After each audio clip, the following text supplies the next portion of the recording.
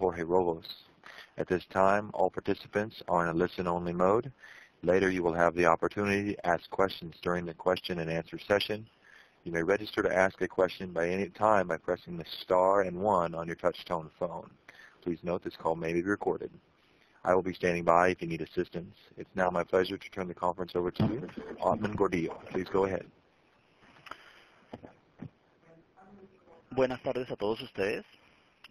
Para ADCAP es un gusto tener esta charla el día de hoy, en la cual nuestro invitado Jorge Roldos, director adjunto para el hemisferio occidental del Fondo Monetario Internacional, va a analizar algunos de los resultados de la visita del fondo a Colombia. Esta visita es correspondiente al año 2017.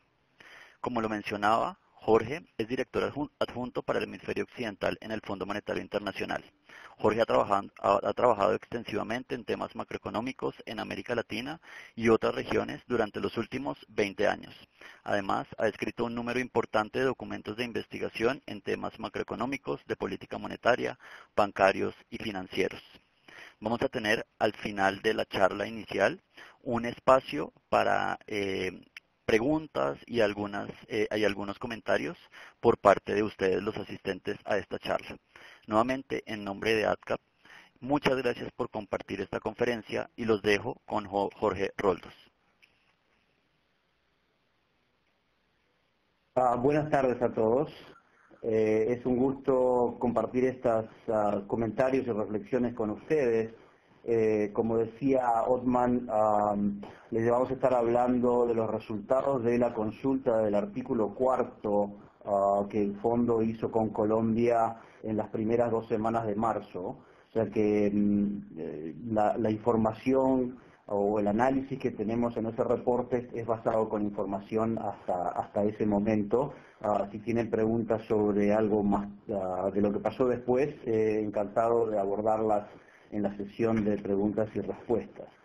Entonces, el resultado o la principal conclusión de la consulta es que Colombia sigue ajustándose de una forma ordenada a los fuertes choques externos e internos que sufrió en los últimos 2-3 años. Ustedes ya lo saben, el más claro es la caída del precio del petróleo, pero también tuvieron problemas con el Niño y la huelga del sector transporte. De todas formas, por ejemplo, en la comparación internacional, el shock que sufrió, de términos de intercambio que sufrió Colombia, es de los más fuertes. O sea que el hecho de que Colombia esté ajustándose, esto es, reduciendo la inflación y el déficit de cuenta corriente en una forma ordenada y sin que haya una recesión, es un hecho que vale la pena destacar, ¿no? Entonces, en el 2016 fue cuando el shock se sintió en forma más fuerte y hubo una caída de alrededor del 3% en la inversión, muy relacionada al sector minero energético, y también obviamente las exportaciones siguen sufriendo no solo por el shock al precio del petróleo, sino por el estado de los 2 países vecinos, que son los mercados naturales para las exportaciones no tradicionales. El ajuste está funcionando prácticamente como uno lo vería en un texto de macroeconomía, y con mucho coraje el Banco de la República dejó que el tipo de cambio se depreciara todo lo que se tenía que depreciar. Es inevitable que en esas circunstancias haya un repunte inflacionario. De esta forma la inflación llegó hasta el 9% en julio pasado, pero de ahí en adelante ayudado por, la difusión de los efectos de la depreciación y de los precios de los alimentos, empezó a caer en forma bastante rápida. El déficit en cuenta corriente nos sorprendió en el 2016, cayendo de 6,4 en 2015 a 4,4 en el 2016. No esperábamos una caída tan fuerte, pero quiere decir que el ajuste otra vez está funcionando. O sea que se están moderando los desbalances externos e internos.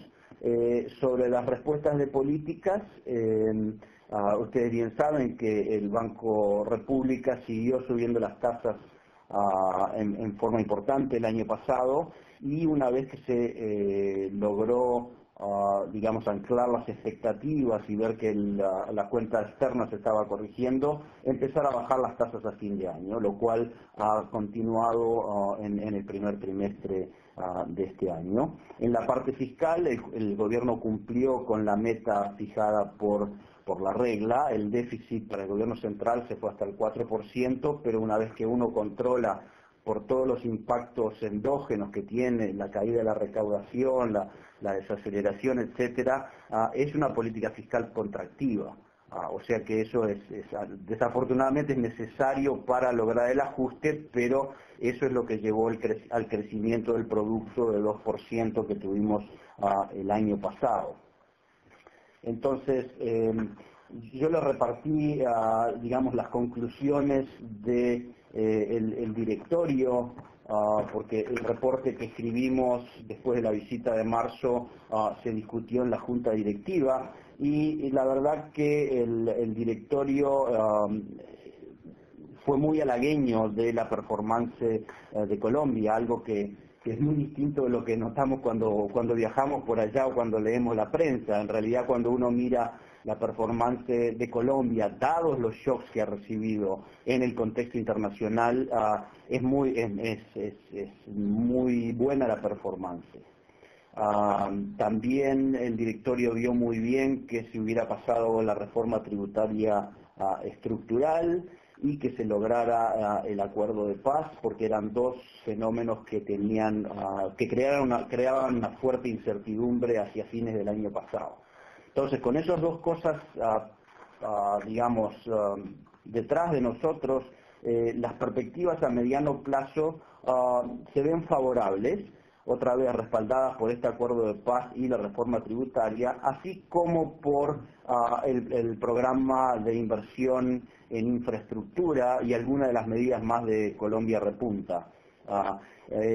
Cabe destacar que también cuando uno mira la comparación internacional en el resto de América Latina, Colombia es de los pocos países que, habiendo sufrido un shock tan fuerte, tiene un plan para salir adelante. Y el programa de las 4G ya estaba en el horno, pero digamos es algo que no es tan claro en el resto de los países de América Latina. O sea que tenemos por un lado un ajuste exitoso, si bien es inevitable que produzca una desaceleración en el producto, y una perspectiva de cierto repunte que nosotros lo vemos pasando en la segunda mitad de este año.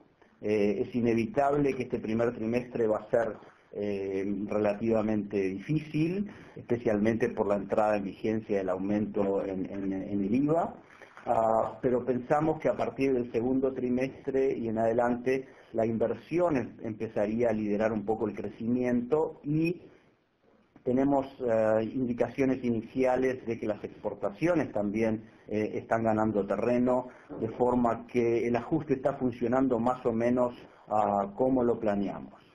Obviamente hay riesgos, siempre hay riesgos cuando uno tiene una cuenta corriente que está arriba del 3%, entonces hay que seguir con las políticas un poco apretadas, si bien se pueden aflojar un poco, pero tiene que seguir el ajuste de políticas para lograr culminar el proceso de ajuste.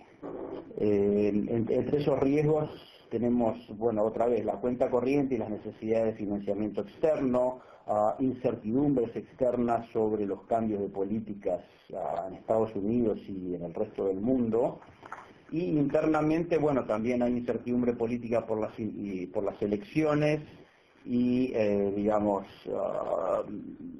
la reducción del nivel de actividad naturalmente se va a reflejar en un cierto deterioro de la hoja de balance de los bancos, y así vimos que los préstamos riesgosos están creciendo y van a seguir creciendo en el correr del año, ¿no? Entonces, yo creo que eso es más o menos todo lo que les tenía para decir así en términos generales, y ya son 4:20, o sea que creo que sería bueno ya abrir para las preguntas. Muchísimas gracias.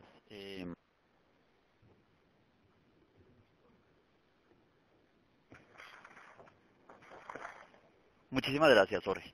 Ahora vamos a abrir un pequeño espacio para las preguntas que ustedes tengan.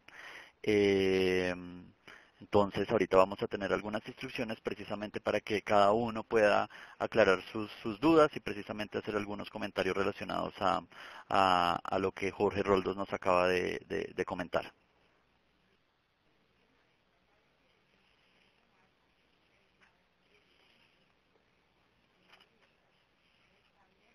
So, Jesse?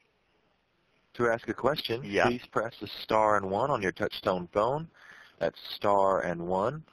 You may withdraw your question by pressing the pound key. Once again, that's star and 1 on your touchtone phone. And we will pause to see if any questions queue up.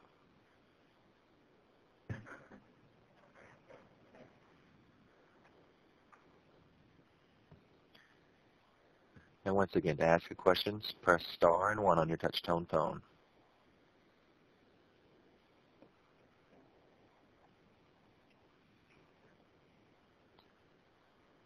It appears we have no questions at this time, Ahmed.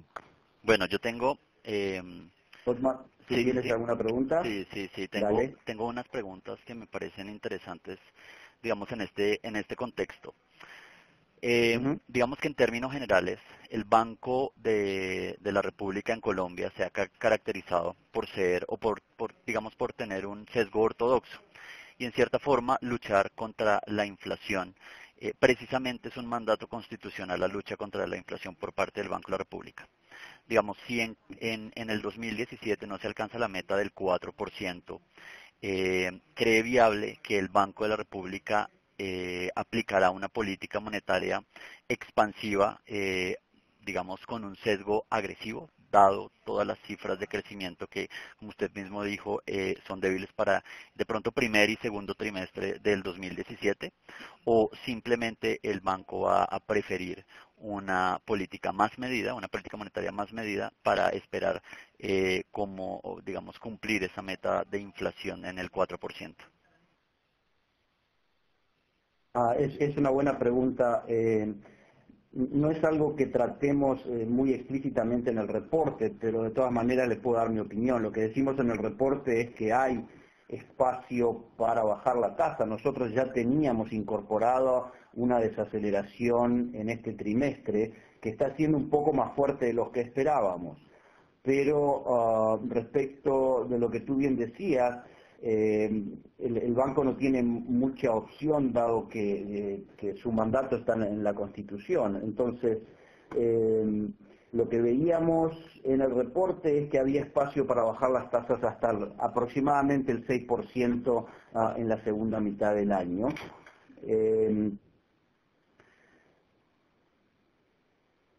Después de eso vimos que cuando se vio que la caída en el nivel de actividad era más importante en las últimas 3-4 semanas, vino el recorte último de 50 puntos bases, que estuvo basado en cierta medida por la disminución del nivel de actividad. Pero el mandato fundamental del banco es obtener, llevar en el horizonte de pronóstico la meta adentro de la banda, o en realidad llegar al objetivo de 3%. O sea que, y eso lo que dice además el mandato del Banco República es que tiene que hacerlo en forma coordinada con otros objetivos de política económica. Y obviamente a nadie le gusta tener una recesión muy fuerte, pero debería darse prioridad todavía al objetivo inflacionario. O sea que nosotros veíamos una reducción un poco más pausada. Hubo otra vez un recorte de 50 puntos bases, pero ahora los números muestran que la inflación se mantuvo alrededor del 4,7% y esta semana nos enteramos que las expectativas se fueron un poquito hacia arriba. O sea que en el espíritu del reporte de artículo 4 creemos que hay que ser muy precavido, y lo que tú dijiste sobre una expansión más agresiva, no creemos que sea muy viable. Perfecto, muchísimas gracias. Aló. Jorge, aquí Jorge Ángel de ADCAP. Tengo una pregunta. Después de la reforma tributaria del gobierno que pasó a finales del año pasado, ¿tú crees que una nueva reforma tributaria es necesaria en el corto plazo y es también necesaria una nueva reforma pensional para mejorar el perfil de la deuda?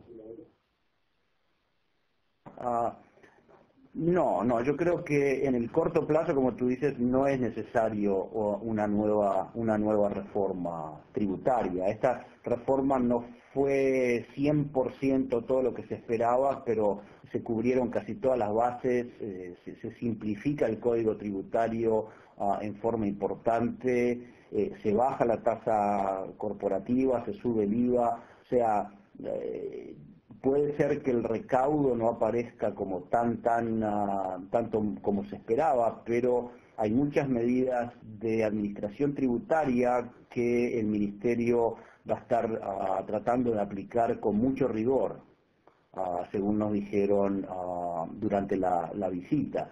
O sea que creemos que por el próximo par de años no hay necesidad de otra reforma tributaria.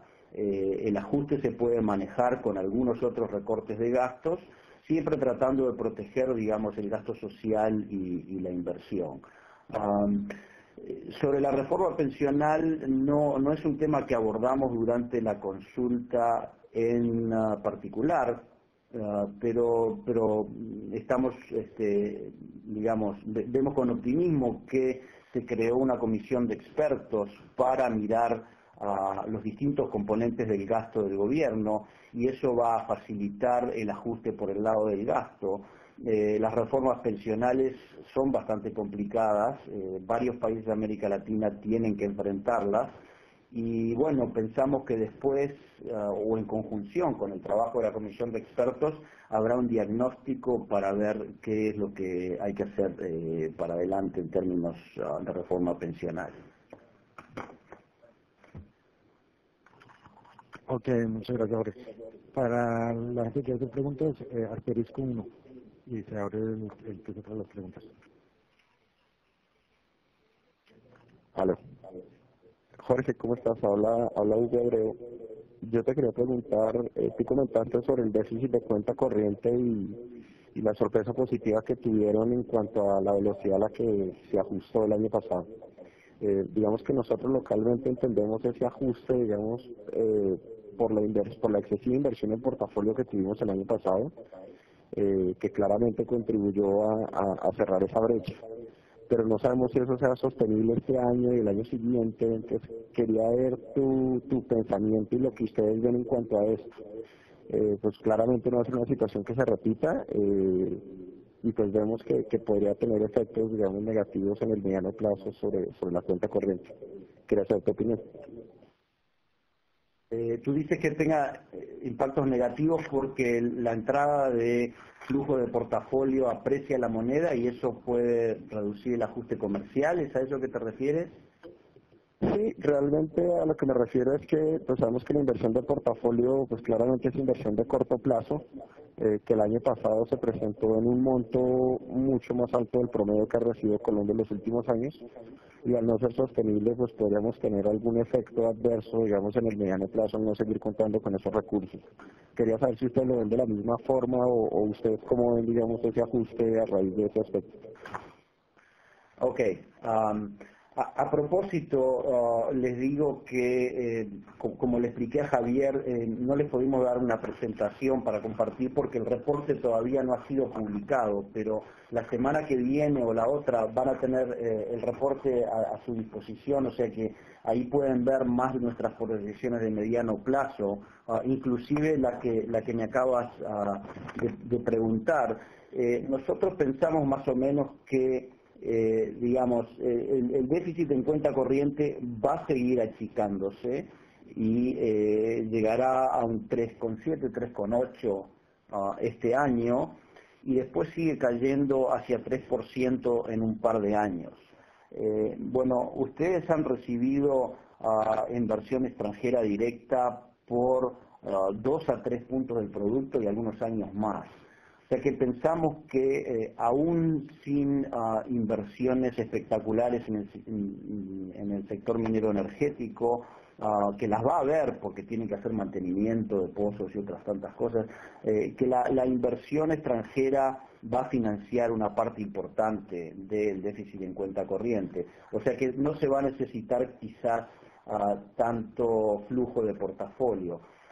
Y yo discreparía un poco de que eso sea inversión de corto plazo, porque si bien las inversiones de portafolio se puede pensar que son más volátiles, esto es lo que llaman los gringos un poco real money, digamos, inversores que ven en primer lugar un carry trade muy atractivo, dado las tasas elevadas de la política monetaria, y también ven a Colombia en muy buenos términos relativos hacia otros mercados emergentes. Por ejemplo, parte del influjo de principios de este año se debe a fondos que salieron de México o de Turquía y que vinieron hacia Colombia.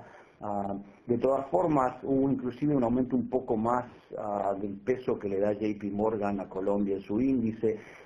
Creemos y entendemos que por lo que se sabe de quiénes son los que están comprando las TES, que son inversores relativamente estables. O sea que si en el corto plazo no vemos un riesgo enorme de que vayan a vender y dejar el país de inmediato. Y hacia adelante, otra vez, las necesidades de financiamiento van a ser menores, las tasas van a ser más bajas, o sea que va a haber menos inversión de portafolio, pero en nuestro horizonte de mediano plazo vemos la trayectoria de la cuenta corriente como financiable fácilmente. O sea, con una combinación que quizás sea un poco más de inversión extranjera directa y el resto flujos de portafolio. Digamos, creemos que es sostenible y la velocidad, otra vez, está más o menos dentro de lo que esperábamos. O sea. Perfecto. Entonces, ok. Sí, perfecto. Aquí, Otman, una pregunta final. No sé si alguien tiene alguna pregunta adicional. Mientras tanto, quisiera aprovechar el tiempo para hacer una pregunta final, que sería la siguiente. Para el Fondo Monetario va a haber un repunte de la economía colombiana, digamos que a partir del segundo semestre del 2017. En cierta forma, las demoras en el programa de infraestructura que ha tenido el gobierno de Colombia y sobre todo un poco los escándalos de corrupción que digamos ahora hacen parte de toda la región, digamos impulsados por Odebrecht, puede hacer que ese repunte se vea en cierta forma retrasado más hacia el 2018, o digamos que este ruido no afectará la perspectiva del crecimiento que el Fondo Monetario tiene sobre el país. Lo tenemos como, si ustedes leen el reporte, es uno de los riesgos domésticos que tenemos. Pero de todas maneras, nuestra impresión de cuando estábamos allá era que en cierta forma la primera ola de las 4G está protegida de lo de Odebrecht. O sea, Odebrecht no participa en ninguno de los proyectos en donde participaba, el gobierno ya ha tomado medidas rápidas para contener el daño y... Hello? You're welcome. My pleasure. Hello? Ok, ¿me siguen oyendo? Perfectamente, sí. Ok, entonces, otra vez, demoras, puede haber riesgos, pero ya se demoró y cuando estábamos ya los arreglos financieros de la primera ola ya están todos cerrados y ya se empezó a construir. O sea que por más que haya ruido político, los proyectos van a salir adelante. Quizás lo que se pueda atrasar un poco es cerrar los financiamientos de la segunda ola, que nosotros la tenemos en nuestras proyecciones a partir del año que viene. O sea que de impacto en el 2017 no creemos que vaya a tener mucho. Y hacia adelante el gobierno se ha movido bastante rápido, no creemos que vaya a haber retrasos importantes. Perfecto, muchas gracias. Por eso, una última pregunta. Una de las cosas que ha Ha hablado mucho el gobierno respecto al proceso de paz, el famoso dividendo de la paz para la economía. Hay muchos analistas que dicen que gran parte de ese dividendo ya se había ganado con todo el proceso de seguridad democrática que llevó adelante el expresidente Uribe. ¿Ustedes cómo ven ese upside en la economía gracias al proceso de paz? Sí, nosotros compartimos que en buena medida las ganancias de seguridad ya se han vivido en los últimos 5 a 10 años, pero sin duda la implementación del nuevo acuerdo de paz va a traer ganancias adicionales. No creemos que vayan a ser demasiado grandes en el corto plazo, pero digamos, en el mediano plazo vemos hasta medio punto del producto que se puede agregar por digamos, un poco el gasto que va a haber en las regiones, así como digamos, otros beneficios que puede tener la paz, como la seguridad que ven los inversores, etcétera. No es un proceso que va a ser fácil, puede también tener retrasos, pero creemos que de alguna forma va a tener un efecto positivo en el crecimiento.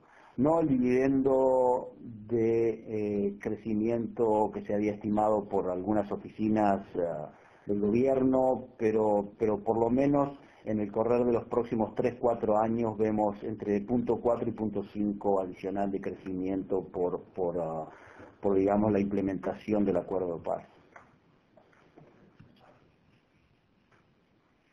Perfecto, muchas gracias. Digamos que para ahora sí finalizar la llamada, ¿tienes algunas conclusiones, algunos, digamos, pensamientos finales que quisieras adicionar? Lo que, digamos, el sentido que yo veo es un sentido muy positivo alrededor de Colombia. Seguimos tranquilos con Colombia, obviamente hay algunos riesgos, pero ¿qué quisieras adicionar, digamos, para los que vivimos acá y estamos muy metidos en el mercado de capitales? Yo les diría un poco lo que dije un poco al principio. Creo que muchas veces las visiones de adentro del mercado son bastante más negativas que lo que uno ve desde afuera. Segundo, que creo que había como una sobredimensión de cuánto es el crecimiento potencial de Colombia, digamos, contaminado por el tremendo boom de petróleo en el cual se conjugaron dos cosas. Primero, allá por el 2003-2004, la liberalización y apertura del sector al capital extranjero, que coincidió con que el precio del petróleo se fuera a más de $100. Entonces, eso llevó a un crecimiento de Colombia del 2000 al 2015 de alrededor del 4,5%. Y hay mucha gente que piensa que se tiene que volver a eso.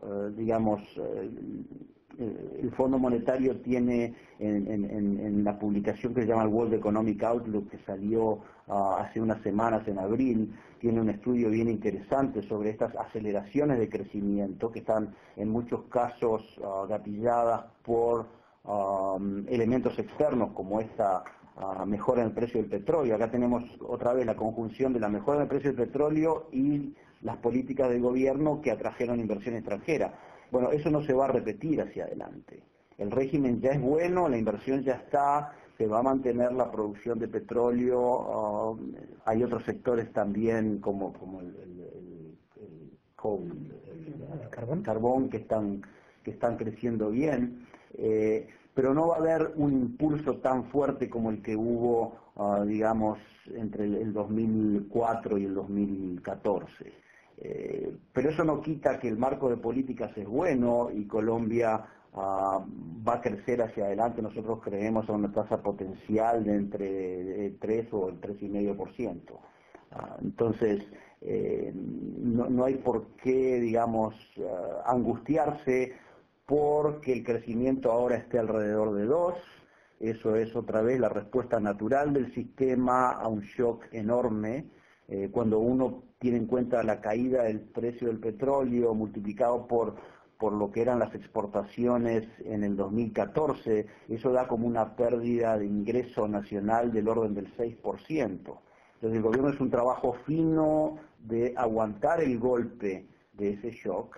Y bueno, para corregirlo hay que tomar políticas contractivas y es por eso que el crecimiento ahora en forma natural está alrededor del 2%. Y en el mediano plazo va a recuperar porque hay políticas que están, digamos, resumidas en Colombia Repunta, más lo de infraestructura, más que, digamos, la reforma tributaria. Todo eso se va a conjugar en que de a poco la economía repunte hacia la segunda mitad del año y quizás un poco más a la que viene. Pero otra vez, ni crecimiento potencial que se pueda repetir de la década pasada, pero ni tampoco angustiarse porque el crecimiento ahora está alrededor del 2%. Perfecto, Jorge, muchísimas gracias. Y agradezco la oportunidad también para agradecer, para dar las gracias a las personas que se conectaron a esta llamada. Una grabación de la misma va a estar disponible en un par de horas y les haremos llegar un link para que puedan acceder a la misma grabación. Creo que eso es todo por esta tarde. Muchísimas gracias nuevamente y a ti, Jorge, también muchísimas gracias por asistir a esta llamada. Bueno, muchas gracias a ti también, Otman, y a los participantes, los que hablaron y los silenciosos también. Perfecto. Bueno, adiós. Hasta luego.